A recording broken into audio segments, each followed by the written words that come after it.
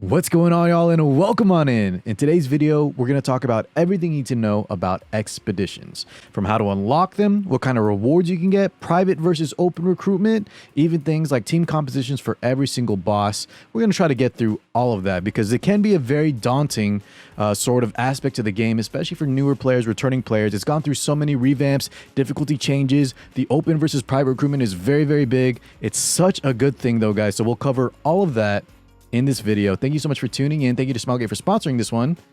And yeah, let's get to it. Okay, first things first, let's talk about how to unlock expeditions, as well as where to even find this page, because it can be a little bit tricky just getting here. Even more so now that everyone has customizable lobbies. There is Garo at the bar. Like, he's not even showing up here because I have my lobby changed. Garo sometimes will have like an icon, depending on if you have wanted posters or if your friends or guildmates they're inviting you to it. But if you don't have any of that, guys, I'll show you a surefire way to find it. You just go to the bottom here, click into the battle icon, or anywhere your battle icon would be, and then go to the hunt section, okay? And keep an eye on the hunt because we're going to double back here. That's going to be our unlock process. But first things first, we see this little red circle with a skull, move to expedition, and that little icon is where you're going to see Garo if he has like a shortcut from your main lobby area. But this is how to get back into the expedition page. Okay, now that we're back at the hunt page, how do we unlock expeditions? It's super simple. All you got to do is clear up to hunt stage 8. There are currently 13 hunt stages in the current state of the game, and some players, even if you're brand new, can complete hunt stage 13 within under a week, maybe a few days. I'm not sure of the record, but remember, guys, especially as newer players, if you've never played a game like Epic 7, it's not a race, it's a marathon. Don't try to compare your results to others. There's so many variables, how much time you have, if you get lucky on pulls. It doesn't matter. Just understand that getting to hunt stage 8 is super simple, so unlocking expeditions, easy as pie. Now that we talked about how to unlock expeditions, let's talk about why we want to be doing them. It's because of the juicy reward. So I'm in the Expedition Depot. This is one of the main rewards you get from doing expos on a monthly basis. Let's go ahead and take a look at what we get. So we have a bunch of charms here, and there is a premium exclusive row, which we'll talk about here in just a second. We have manifestation stones, which use to reforge or upgrade gear from level 85 to 90, which is the current highest item level of gear in the game. More charms. We have these equipment conversion chests, which, long story short, crafting in Epic 7 or in a lot of games, there's a lot of randomness to it, and it's very hard to craft like a good piece of gear, let alone a perfect piece of gear. Equipment conversion gems give you the best like shortcut in terms of cutting out the randomness and getting, your highest chances of getting gear. Never stockpile 87 of them though. These are very rare, and I'm kind of just, I'm dragging my feet. I need to craft these. It's one of the best ways, to get premium gear. Moving right along though, we have more Reforged essences. We have Molagora, which I'm sure a lot of y'all know by now is, for skill enhancing, very, very important. We have greater modification gems selecting chests, and mod gems are very important. It's one of the expeditions is one of the best ways to get modification gems from both the supply depot and just killing the bosses, which we're going to look at here also in a bit. This is where we get a lot of the modification gems in the game. So Expos is one of the best ways to get that. More molas, we got, more reforged stuff, and then finally some gold transmits, right, which we can convert. You should convert these to either Galaxy bookmarks. You can get a 4 to 5 star hero, wouldn't recommend it, or you can save them for boss units. That's how you're gonna get their imprints, but that's not what this video is about. Let's get back to it and talk about the premium supply pass. So all these bars right here, that's a premium exclusive, that little gift box, you have to unlock with the premium supply pass. This is actually a relatively newer feature to Expos. It wasn't always like this. Smilegate added more rewards. Now, is it worth it though? Sky Stones can always be obtained free to play.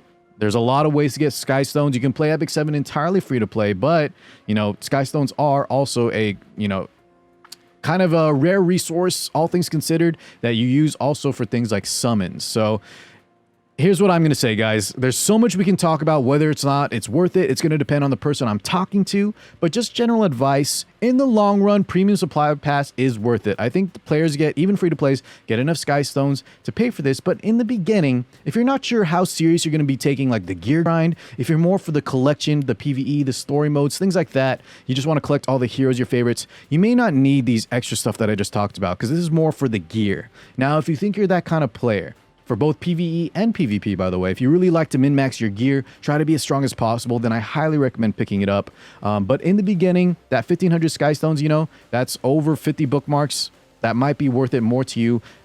just in general. So in the long run, definitely get it eventually. Once maybe you're swimming more sky something in the beginning, maybe you can pass if you're free to play and you'd rather try to do other stuff in the game, like summon units. Okay. Long story short, if you guys have any extra questions on that, go ahead and leave them in the comments. It's a kind of complicated topic. Next up, let's talk about wanted posters. I think I briefly mentioned it at the start of the video, but wanted posters are obtained just anytime you do those hunts. So you're going to clear stage 8 hunt to unlock expeditions, and then every single time you're just playing Epic 7, you're probably going to be doing hunts somewhere along your journey, and probably a lot of hunts. So anytime you're doing hunts, you have a chance to get these wanted posters, and these wanted posters are how you're going to start your entry into expedition. So let's read some of the rules real quick. You can hold up to 5 wanted posters at a time, at which point you'll stop receiving those posters. So when you're hunting a lot, guys, and you stock up on the posters, maybe send them out to your friends, enter them yourself. You will need those posters when you're starting out. All wanted posters disappear once expedition calculation begins. That's at the end of every month here. You can see we have 30 days left. It just reset, actually. When you start an expedition, the first battle will not cost energy to enter. So guys, the first battle, when you start an expedition, that means when it's your own poster, no energy costs will incur. Now, that's also a newer feature, a quality of life thing. Kudos to Smilegate. So that's another reason to not stock up too many wanted posters, guys. You're going to have to do so many expeditions throughout the month from that supply depot, all those rewards. You have to do a lot of expeditions. If you use your own wanted poster where you're the one inviting people, it will cost no energy. So that's, a nice benefit. So don't stock up over 5. Every time you enter the battle again, the energy cost will decrease. We're going to talk about that. Hopefully we have time a little bit later. But long story short on this is typically with the new revamp with up to 8 people entering expeditions, you don't need that. You don't need to enter more than once typically. Next up, let's break down private recruitment versus open recruitment. This is one of the best changes Smilegate ever added, and I'll tell you the differences between the two. So private recruitment is where you're going to use your own wanted posters that are only shareable between guildmates and friend list. Okay, that's how things used to be. We could only do expeditions between your friends and your guildies. Now, take note of this thing at the top right too, guys. It says players will acquire 20 bonus points if they join private recruitment. So there, you are still incentivized if you want, to start with expos and try to get your friends and guildmates to complete it, because then you'll get some bonus points that'll go towards that supply depot that we just talked about in the rewards section. Now, if you don't want to do that, if you don't have an active friends list, if you don't have a guild list, this is where things are so nice now. We have open recruitment, which is essentially just everybody on your server. You can't see them all at once, but you can see a lot more players. This is just like a public lobby where people will put up their recruitment posters. So any time of the day, any time of the month, you can find people to help out with. You can open up your own posters. We're going to talk about how to do that in a second, because there are some rules you need to complete before you can open up, the open recruitments. But this is just such a great feature, guys. If you don't have those active friends lists, if you're not in an active guild, one of the things that I like the most too, because I do my expeditions at like the last day of the month, and I just spam the open recruitment tabs, and there's always stuff for us to do. So big kudos to Smilegate for adding this, guys. This is one of the best features for y'all. Now that you're playing, just understand, or at least know, that we had it way worse back then, and now you guys are gonna have such a breeze. So how do I unlock this awesome open recruitment feature that Carr is ranting about? Well, guys, I had to find the patch notes because, like I mentioned, it wasn't always in the game. So I talked about what's good about open recruitment, right? Same server, everyone on the server will be able to participate, even if they're not on your friends or guild list. And then let's talk about how to unlock it here. So the open recruitment host participation requirements right here, guys. And that means you, for both hosting as well as participating, so both when you make your own expedition as well as when you want to join other expeditions, you have to do these requirements. So take any boss. Once you find a poster, and guys, when you find posters, they're randomized. Any type of hunt you do can give you any of these different types of boss, whichever one's in rotation. And let's say, for example, we want to kill the dark boss, the destructive gigantes. Am I saying that right? To unlock level 1, we'll have to do at least 50,000 damage. To unlock level 2, 150. Level 3, 350, so forth and so on for all the other bosses. We're going to talk about what the levels mean, as well as the different bosses, what they do, and their team comps at the end of the guide. But right now, guys, just understand that you find your own poster, you do at least 50,000 damage for level 1, which is so simple. And then for level 2 and 3, you have to do a little bit higher. But you find a poster, fight the boss yourself, and if you can clear at least 50,000 damage, which is very easy, guys. I'm telling you, for level 1, 50,000 damage, as long as your units have gear on and you're bringing the right elements, things like that, you'll be able to do 50,000. And once you unlock that level 1, you get to join everybody else's level 1s. Everyone in your server, like I mentioned, at any time, any day of the month, you can start clearing level 1s, and you can do level 1s for the entire supply depot, get all the rewards there for very minimal effort. And I could honestly stop the guide right here because that's all you really need. But we'll break down the level 2, level 3s, the team compositions, and all that good stuff. Just know how awesome of a feature this is. And all you got to do is clear 50,000 damage to start getting into everybody else's, open expeditions. Real briefly, before we move on to team compositions, let's quickly talk about level 1, 2, and 3. Because I talked about all you got to do is clear level 1, right? That 50,000 damage. And then I can join players like Jaywalk. There's already 5 people in there, and we can clear this super easy. Level 1 is obviously the easiest difficulty. And that's really all you need, though. But eventually you're going to want to move on to level 2 and 3 when you can, because it does give better drops itself. So the only difference really between 1 and 3 is the actual drops. The Expedition Supply Depot rewards, which are the main reward feature in Expeditions, can be completed entirely through level 1. So don't even worry about it. If you want to stay on level 1s forever, you can. But if you want to move up to level 2, the difficulty will ramp up. Of course, you'll need potentially better gear, maybe slightly different units. You might have to alter your strategies a little bit. And then level 3, of course, gives the best rewards. And guys, the boss drops are all kind of similar to what was in the Supply Depot.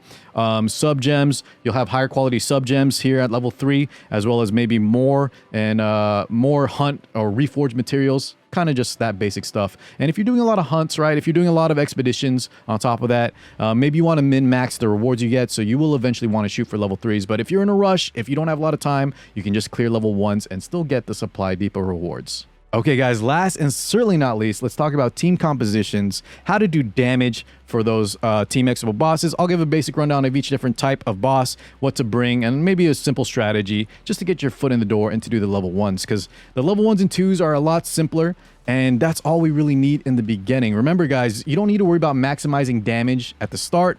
All you need to do to complete the entire Supply Depot is you can do level 1s forever. And in level 1s, trust me on this, the boss is going to get killed very fast. So, you never want to be a freeloader. You don't want to be carried.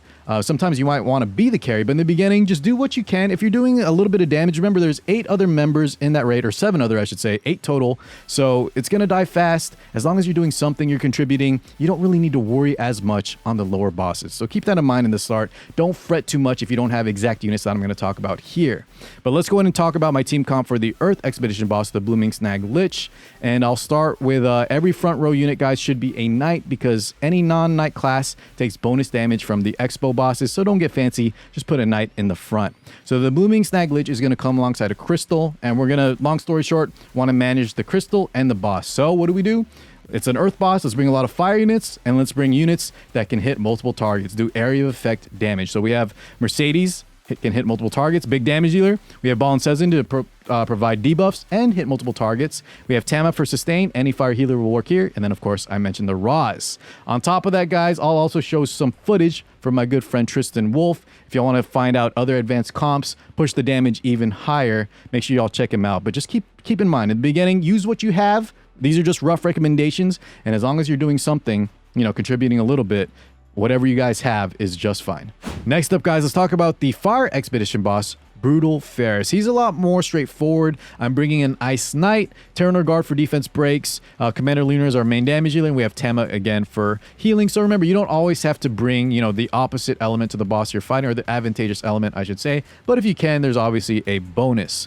On top of that, guys, I'll keep it simple here. The boss, you want to bring units that have combat readiness push, especially on their skill 1. So units like Terranor Guard, units like Commander Lorena, units like Lena, the 3-star, or if you have access to the limited 5-star Luna, one of my favorites, anything like that, guys, will give you a lot more of a bonus to CR. That's kind of the boss's gimmick, to try to bring units that have combat readiness push. Quick pause, guys. Here's my next team composition. Are you noticing a trend? Put a knight in the front row. Bring as many units of the advantageous element type. So if we're talking about the ice boss, I'm going to bring a lot of earth units. I always have a healer or a sustain unit for the most part.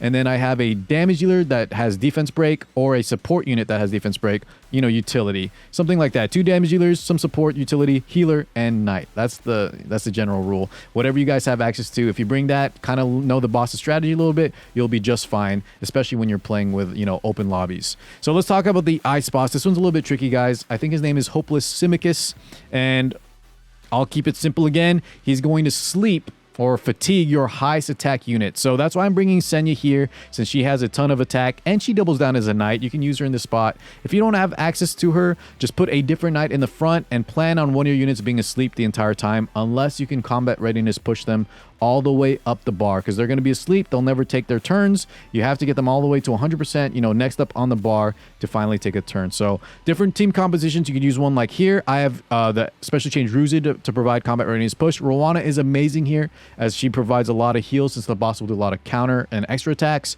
Senya I talked about as the knight. And Sid is just a very, very strong damage dealer for a lot of different aspects or areas of the game as he does tons of damage, has his own defense break and speed up.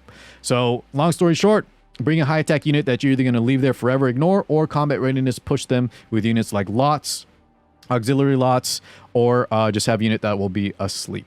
Next up, guys, we have the Light Expedition boss, Pain Pursuer Moroi. I think is how you say his name. And this guy has a million rules, breaks so many. He breaks all the rules I just talked about besides having a knight in the front.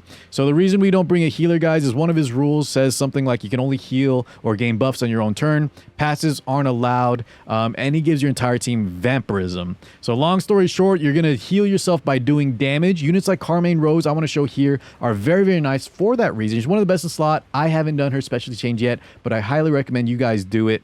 And yeah, guys, same format. Have a knight in the front. Bring units that do high damage. Always have a defense breaker. And then, just try to do your part. This is definitely the most trickiest boss. But when you have a chance, this is one you're going to probably want to read through the rules just to familiarize yourself on your own because there's so many. The last boss we'll talk about is the Dark Expo boss, Destructive Gigantes. He's also kind of a pain in the butt like the light one, but I will cover his mechanics very briefly. One of the mechanics is electrocution. If you have non-attack skills, guys, you can stop him from doing the electrocute, which just deals damage to your squad. Units like Tamarin or any healer, units like Falcon or Clury, which will double as our knight and has a non-attack skill, her skill 3, the defense break. If you have attack damage dealers like Sirmia that have non-attack skills, those are also good. Just try to bring what you can. Alongside that, guys, the tank minion, the unit that accompanies the boss, can actually increase or reset your skill cooldowns. So that could be very detrimental for especially your healer, because if you can't heal, your team dies. Try to have effect resist or bring some immunity up for your squad to kind of mitigate that. Overall, though, guys, just bring what you can. Same kind of rules. If you can bring combat readiness manipulation, I have Shuri here, as well as combat, lower the combat readiness of the tank minion. I think you guys will do just fine, at least in the beginning. And then you can fine tune and bring some more advanced units to really, really push the damage. But overall, guys, I want to emphasize one last time, sound like a broken record, just complete level 1 and 2s in the beginning. Just bring some relevant team compositions. Don't be a freeloader, but don't worry too much about having the perfect units, perfect compositions. As long as you're doing some damage, contributing to the group effort, you'll get the rewards of the boss, you'll kill it, you'll clear it, you'll clear your entire supply depot rewards, and you'll be sitting pretty. No need to sweat. It is such an easy mode nowadays. It just takes some time investment, and you definitely need to do it because the rewards are amazing. So don't fret too much. Just enjoy all the free stuff. Well, it costs energy, but you get what I'm saying. All right, guys, that'll wrap it up there. Thank you so much for tuning in once again. I appreciate every single one of you for watching, and I'll catch you all in the next one. Peace out, guys.